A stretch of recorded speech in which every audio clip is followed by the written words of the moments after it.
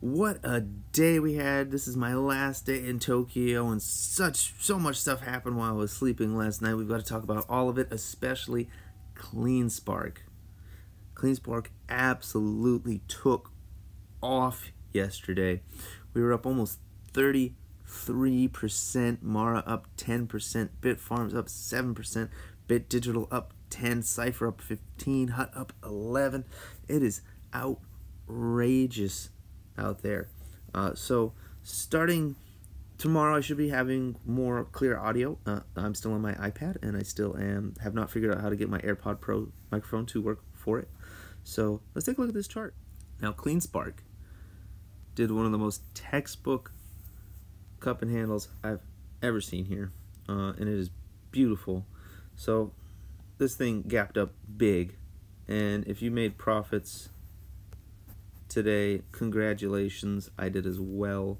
It was really such a good day, making me feel way less guilty about some big purchases I've made here while in Japan, including an engagement ring that I bought last week as well. This really covered a lot of those things, this big move up. And yes, Tokyo was the reason, going to Tokyo was the reason for those purchases. Anyways, you can see this cup and handle here. So we had a cup up to 9. We came down. We based. I thought we might fill this little gap right there, right here, down to 728. That never happened. We based right there at 760. We based, took off this candle right here. This was the break of the handle. This one on February 7th was the confirmation, and I said as much when this candle came in. I said if we get a green candle after this on February 6th, that's going to be confirmation. That was confirmation. February 9th or 8th was further confirmation, and then from there we just went to the moon. We took out the December highs with ease. We blew right past them. In fact, we went as high as 1466 today, or 1461 today on this move. That is insane. Fortunately, while in this handle, I've been buying leap call options on CleanSpark, and that's what I'm going to be doing going into the future. I'm not going to be selling any shares of CleanSpark going forward. I'm going to be buying in dips, and I'll be holding through the rips until later in the year or even 2025. And in order to take profit, my new plan is to purchase call options when price action moves down.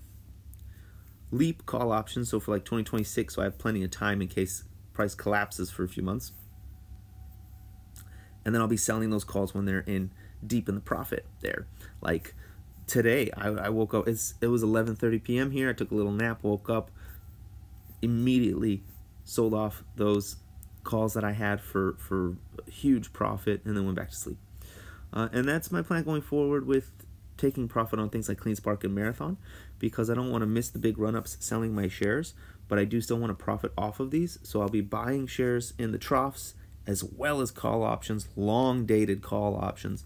And then when price runs up, I'll still be holding my shares, but I'll be selling those call options to take some profit. Like that was a few $1,000s today, and that was pretty great.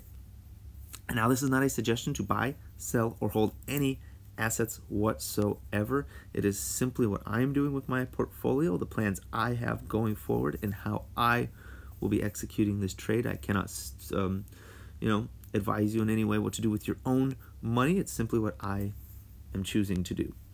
And always do your own research. Know that there's big risk involved with these, and don't take any risks that you are not comfortable with.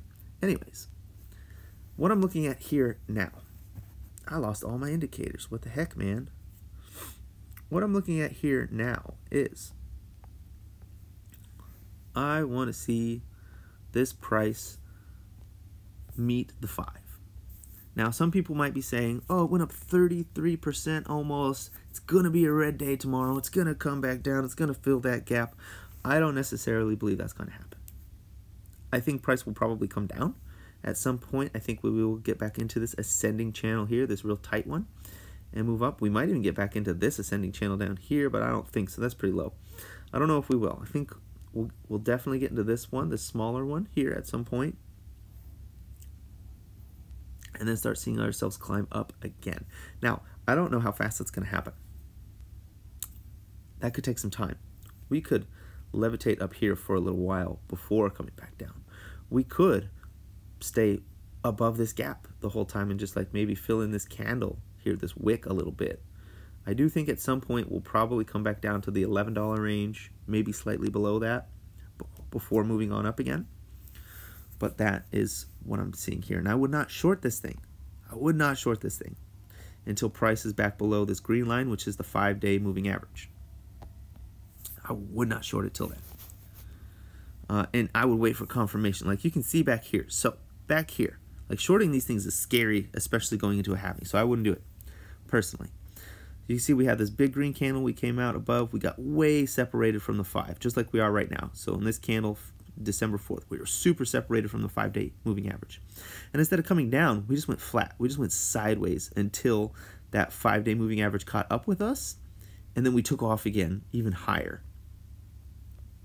And we did not start getting a real sell-off till we came back down below the 5 here in January, below the 5 EMA, came back, retested the 5, bounced off of it, came back, retested the 5 again, rejected off of it, came back, tested the 5 again, went a little bit above it, and then came way below it, and then that candle here, the bottom of this big red candle, that's where we got our confirmation, down here on January 12th.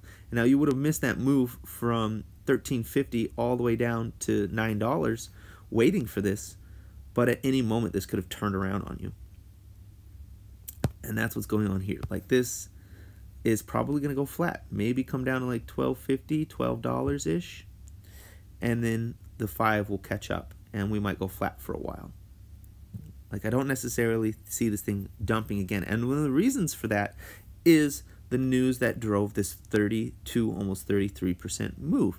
And that news was CleanSpark's earnings. CleanSpark posted that they have increased their hash rate dramatically. And it's done. It's happening. It's live. CleanSpark posted a profit. They were profitable last quarter. Bitcoin miners usually aren't profitable leading into the halving. They're usually only profitable the year after the halving. And that's for a very short-lived time, which is why they have those blow-off tops during that year. And that's why we're getting this now. CleanSpark posted a profit of 15 cents a share, which is crazy. It's crazy for a Bitcoin miner, especially before the halving. Like going into a halving when we've been in a crypto winter for years, they posted a profit. That's why we got 32% today. And it was beautiful. It was a fantastic move. This cup and handle was just excellent. So hopefully you made money on that. This was fantastic. It was lovely. Let's look at Marathon real quick. Marathon was up 10% today. Yesterday was up 20%. You can see that with the big blue candle here. They also had a cup and handle that they confirmed. It did its cup and handle. Its cup did the handle. I thought it was going to fail here, and then it said joke's on you and just went flying up. Now, if we see on here, same thing. Price is super separated from the 5-day EMA, or the SMA, excuse me. We are in a squeeze, but we're outside of the Bollinger Band. And I'll turn that on so you can see it. We're in a squeeze outside of the Bollinger Band. I'm so confused about what this thing's going to do. I do think we need to get back inside this Bollinger Band. I think price needs, so the white is the Bollinger Band. I do think price needs to get back inside of there around 21-ish. But we are squeezing. I think tomorrow morning, or not tomorrow, Monday morning when this opens, this Bollinger Band is going to expand rapidly. And then we'll be back inside of it. And then we'll tap the bottom of it or something like that. And then we'll come back down a little bit and try to meet the 5, maybe around 22. I do think at some point we'll probably get back into this 19 range. I think we'll test the top of this cup again at some point around like that 19. But I don't know if we'll go below 20 for long again. We might start bouncing off of this 50-day EMA here, now SMA here, this orange line. We might start bouncing off of that now going up. So get that 50 SMA or EMA if you prefer on your chart, and when price comes back to it, watch for a bounce. If you get that bounce, I think we stay above it for now. I don't think we're going to be going below it for a while. So keep that in mind. I think this 20 will slowly cross over that 50, and we'll just come down to it and just kind of bounce along it like a little road here, kind of like back here, right? Kind of like back here in November, where we got above it, and we came and bounced off of it, and then we went way off of everything, came back, started bouncing off the 20. Once the 20 went above it, you see that green circle, that's when the 20 went above the 50. We bounced off, came, bounced off the 20, went way up, bounced off the 20, went way up, and we didn't touch the 20 again until we failed. And from there, we just stayed elevated off the 5 for a while. I think we're going to see something like that. We're going to come back, the 20 is going to cross above it, we're going to come back and test the 50, and then start bouncing off the 20 on our way up. I think that's probably what's going to be going on in 2024 and 2025. So let's take a look at Bitfarms. Bitfarms also had a cup and handle. Cup handle. The handle went a bit deeper than I would have liked, but kind of faked me out just like with Mara, and then we took off, and that's confirmed. And this move could maybe take us up to 299-ish, 290-ish, before it comes back down and wants to test the top of this cup, which is going to be around 257. So that's pretty cool. It's got the same sort of thing going on like Mara and Clean where the 5 needs to catch up, so it's probably going to breathe for a few days after this move. I don't think it's going to collapse right away. I think we're going to see some breathing. Maybe it'll do like back here where we get a little bit of a flagging, a bull flag pattern, and then take off up. Maybe make a head and shoulders come back down. I don't know. We'll see. BitDigital actually looks different. BitDigital is looking bullish still, and as though it has not completed that formation yet that I'm looking for on BitDigital. BitDigital made a double bottom. You can see right down here around the 241, we made a double bottom. We are currently at the midpoint of that double bottom. If we can close above this for a day or two, above 303 for a day or two, we could easily move back into the $394 range on BitDigital. So that's very exciting for BitDigital. So keep an eye on that. If we can stay above this line right here, this is 303 for just a day or two, I think we can see a big bullish move on BitDigital because of this double bottom move that we're looking at here. The other thing that's got me excited about BitDigital is if you have the Sage tracker on Webull, you can see that on January 31st, BlackRock started buying more shares of BitDigital again. I know I was pretty critical of BitDigital there for a few months when they were selling all their Bitcoin and they hadn't gotten the AI business going yet, but they've gotten that business going. They stopped selling their Bitcoin. They've got buyers for their AI business, like customers that are there, that are going to be making up like 20% of their income for the next 3 years to support them going into this halving.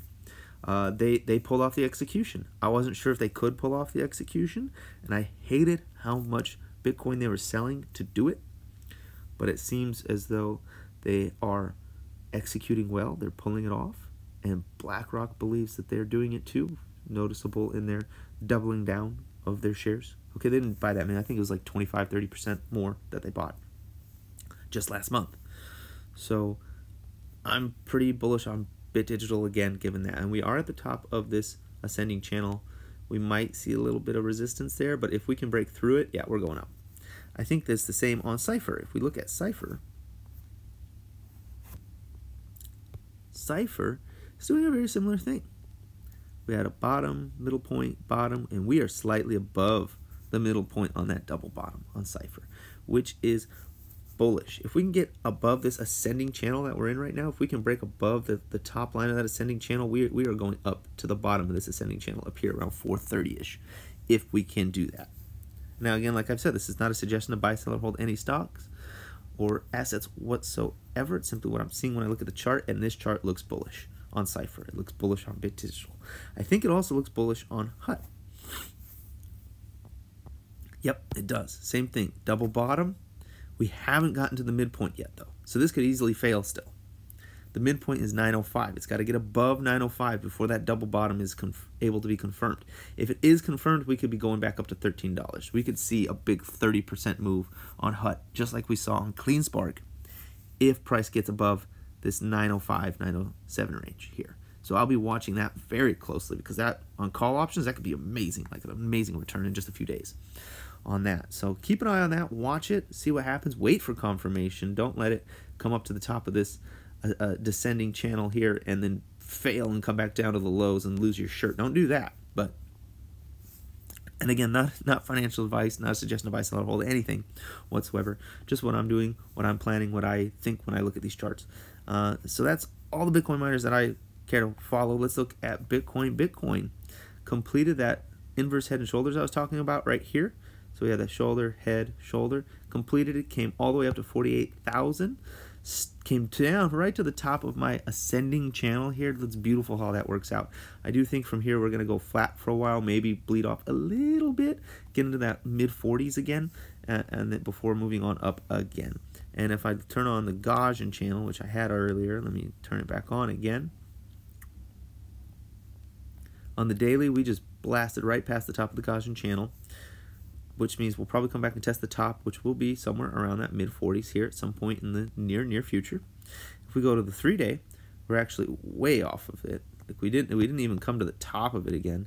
At some point, I do think we will come to the top of this Gaussian channel, and that might be in these 30s. Like there's going to be some sort of catastrophic news that happens and causes some kind of crash, I think.